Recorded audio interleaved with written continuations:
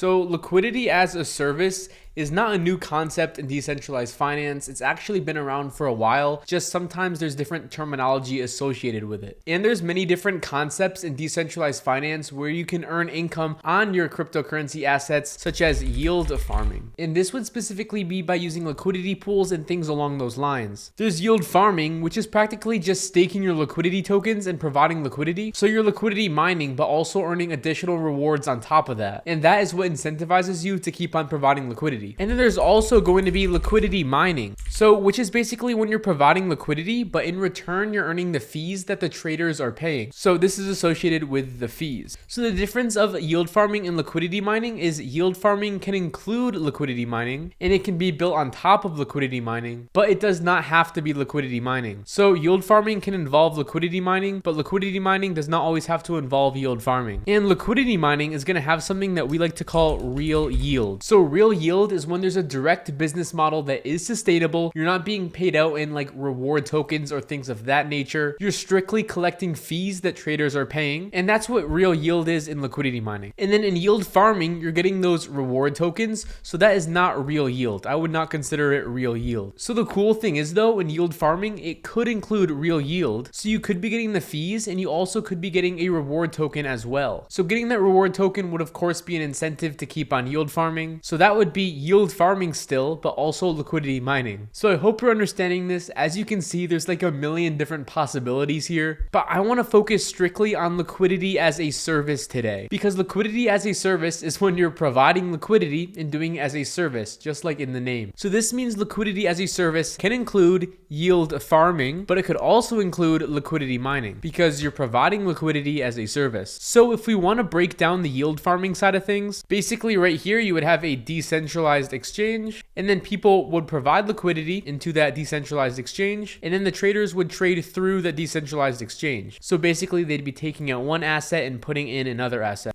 With yield farming, as opposed to just earning the fees that these traders are paying, where these fees are going over to the liquidity provider, the LP, well, at the same time, the decentralized exchange is typically paying out reward tokens. So as a liquidity provider, you would have the fees coming in, but then you would also have the reward tokens coming in. Let me write that as rewards. This right here is yield farming, and if you haven't already, make sure you subscribe and hit the bell to turn on post notifications so you don't miss an upload. So in this scenario, you're providing two services. So number one, you are providing a service to the decentralized exchange by providing liquidity, and in return, you're earning rewards. But number two, you're providing liquidity to the decentralized exchange, allowing traders to trade, and you're getting paid out in the fees that the traders pay. So that's when you're providing a service to the trader as well. So you're providing a service to the decentralized exchange and to the trader. So that's exactly how yield farming is going to fall into liquidity as a service. And then liquidity mining as a service, it's going to be very similar to the model we just talked about. So we have the decentralized exchange right here. The trader is going to be trading from one cryptocurrency to another cryptocurrency. And then the liquidity provider is going to be putting up both cryptocurrencies. But guess what? Since the liquidity provider is allowing these trades to happen, the trader is paying the liquidity provider a small fee. And that fee is a fee for the services, because ultimately, if that liquidity provider did not provide liquidity into the decentralized exchange, then that trader would not be able to execute on the trade. So when I'm talking about liquidity as a service, I'm talking about both yield farming and liquidity mining. It's a much more broader term that we can use. And we can go even further and say that under liquidity as a service, we have some other models as well. You can provide liquidity on lending and borrowing platforms, or you can provide liquidity on other decentralized exchange platforms. The reason why this would fall as liquidity as a service is because on these lending and borrowing platforms, you have the lending section and the borrowing section. So the borrowers are borrowing from these people that lended assets, right? So let's just say there's 100K over here on the lending section. Well, the max borrow would probably be like $97,000. It depends on the max utilization rate. But basically, this is a different type of liquidity. You're providing liquidity in the lending section, and then the borrowers are borrowing that capital. But this isn't as liquid because guess what? You would have to wait for the borrowers to pay back their money in order for you to withdraw your money. So what I mean by this is, say the borrowers took 95K out, and then they're going going to do whatever they want with this 95K. So the 95K isn't in the platform anymore. It's just in their wallet. So if you want to be able to get that $100,000 out that you provided, well, guess what? You would have to wait for this borrower to pay back the 95K. Well, basically this borrower is going to rack up interest. So let's just say the rate is about 15%. Well, this $95,000 is going to appreciate by 15% per year. This is going to accumulate more and more interest, and then ultimately that $100,000 is going to get a portion of the interest. So it would probably get like 10% or so, because a portion of that is going to go to the actual platform depending on the lending and borrowing platform. So this lender is going to constantly rack up more and more interest, which means that they're providing liquidity and then they're getting real yield, which is liquidity as a service. Well, the cool thing about this business model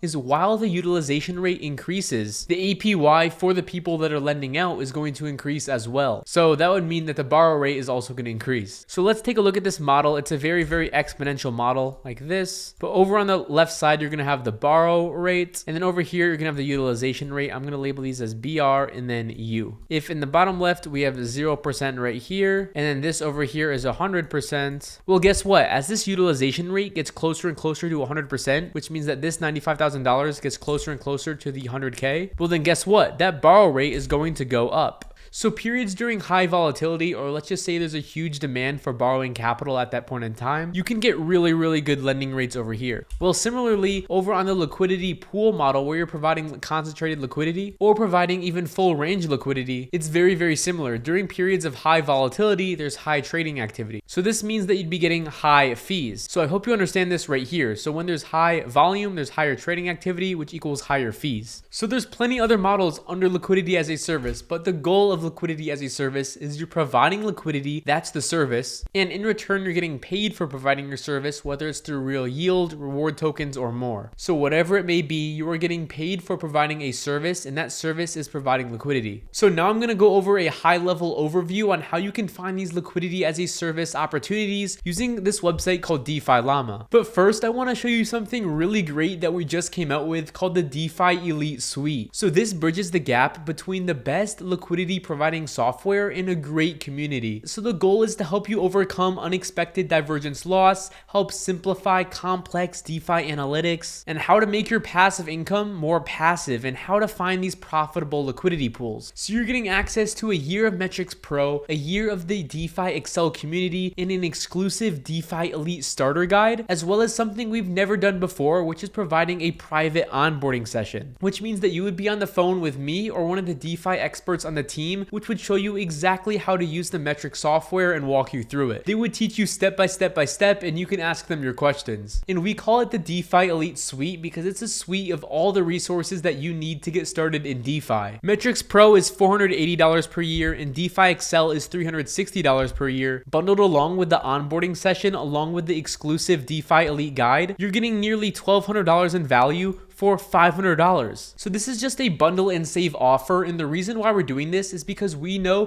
when we help people in the DeFi industry, it reciprocates to us because now there's going to be more opportunities in the DeFi space because different entrepreneurs build projects and different investors invest into these projects. But anyways, the link is in the description down below so you can go ahead and check it out. But anyways, jumping into DeFi Llama, talking about how we can identify these liquidity as a service opportunities, we're going to head over to the yield section over here. So once we're on this yield section, what we're going to want to pay attention to is the attribute section on the top. First things first, we're going to want to look at stuff that has a stable outlook. I'm going to check that. We're checking this because we want to look at stuff that has pretty stable returns, not stuff that is super high one day and then super low the next. I'm also going to go over to this TVL section and put it at a minimum of $5 million. And this is just mainly so I can get some more blue chip stuff. And we could always go ahead and refine this later. But at the moment, we're seeing 577 pools. And over here on the chain section, I'm going to go ahead and hit clear. And if you don't have more than $25,000 to invest, we don't recommend you put Ethereum. But if you do, then you probably would want to select Ethereum, Arbitrum, Solana, as well as Polygon. Base is always good to include in there, and you can also include Optimism. So there we go. And remember, I'm not a financial advisor in any way. I'm not telling you what you should or shouldn't do with your money. I'm just telling you my opinion on DeFi. So when it comes to projects, I'm going to go ahead and select a couple that I believe in.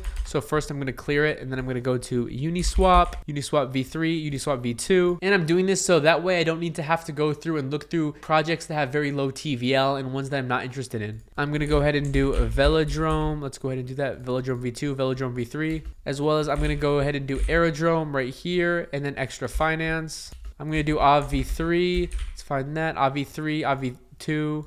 And then also Morpho Av. And let's go ahead and do Compound as well. I'm going to do that right here, all the compounds. We're going to do Spark as well. We're going to do Pendle. Then we're going to go ahead and do Pancake Swap, both of these. I'm really just listing out the more blue chip platforms out there. I'm going to go ahead and do Orca. And then I'm going to go ahead and do Camino Finance on Lend as well as Liquidity. So we literally just selected 18 projects and now it's down to 167 pools. So now you'd go ahead and sort through these and identify different opportunities that you're interested in. I am going to say the ones with the higher TVLs are going to be more consistent with the returns. And if you want to filter out really low yield stuff, you can type in the filter of a minimum 10% APY. So here we go. Now we're down to 18 pools tracking. And yeah, so now you're going to have to go and do some advanced due diligence on these projects and pools. And then you're going to want to go ahead and see primarily what they are. But by using these parameters, you're going to go ahead and identify primarily liquidity as a service opportunities. And then if you want to go even further and look at stuff that is specifically liquidity mining, you can go over to app.metrics.finance, which is our software. We also have a free version, but essentially you can find different opportunities over here by looking at liquidity pools. And these are concentrated liquidity pools, which here at Builder Wealth, we think these are the easiest to get started